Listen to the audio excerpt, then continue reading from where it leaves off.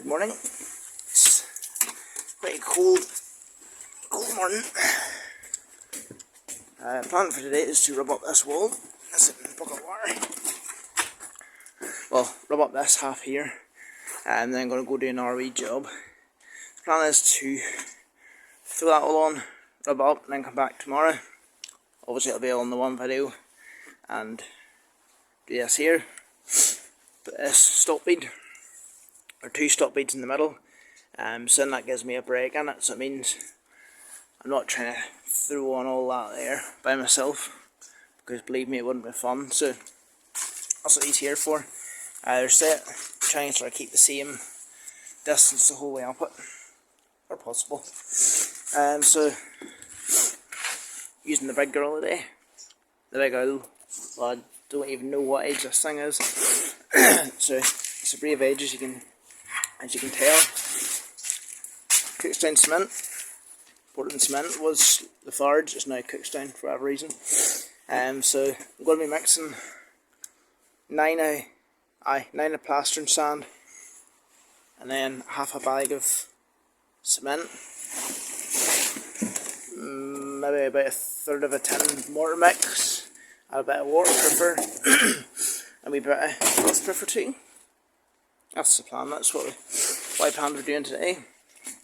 So okay, we move on though.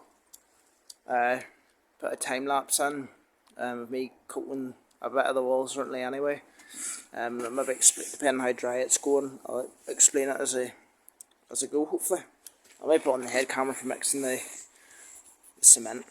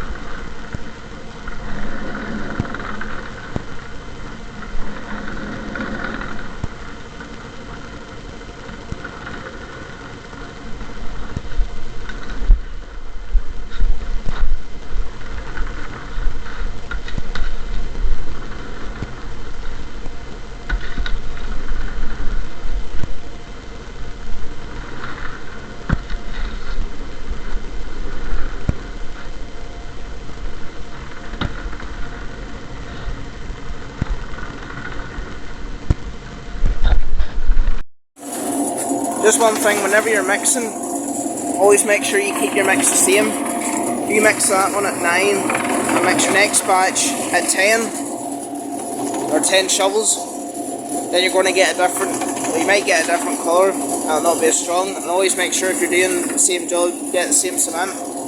Otherwise that stuff there will be different to the Oregon, Manuk, etc. All different colours. That's just a wee extra pointer. So, while it's all on, I made a very bad mistake. I made an apprentice mistake. Wet the wall. And it was drying up a wee bit, so I thought, I'll wet it again.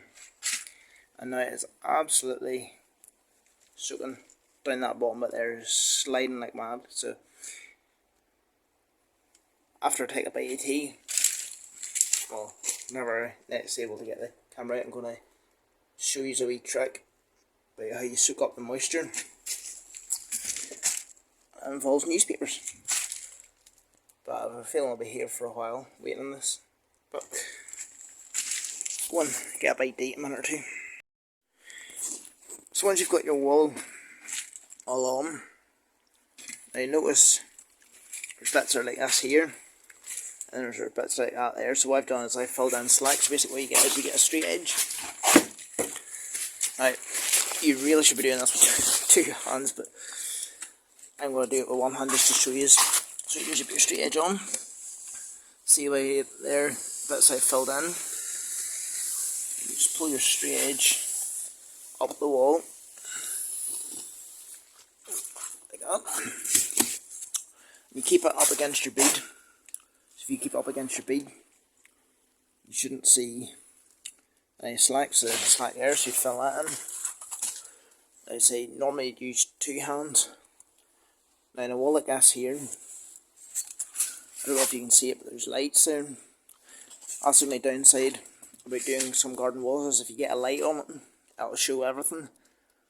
Even on a new build, if you rub up a gable and the sun hits it, even if it's the most straightest wall in the world, you're still gonna, it shows up. So what you do, if you're a new build, you put your straight edge down the wall like that there, and take off access. Now because this is outside, going down the way doesn't really, like that doesn't really matter.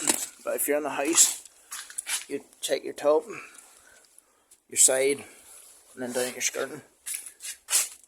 So that's just a couple of wee pointers. Right, the lights are out there.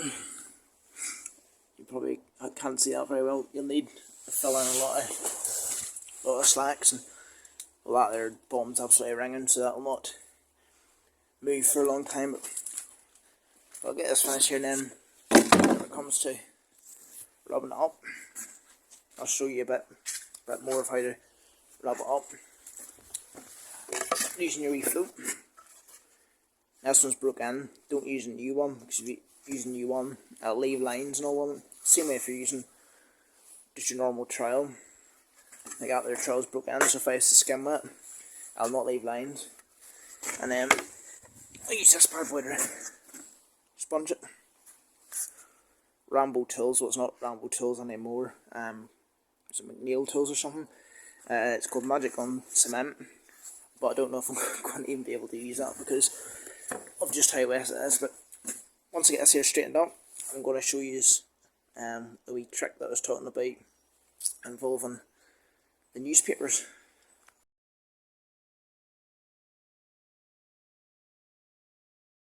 So I'm going to show you how to float. That's why I'm using a float. I've had this quite a while.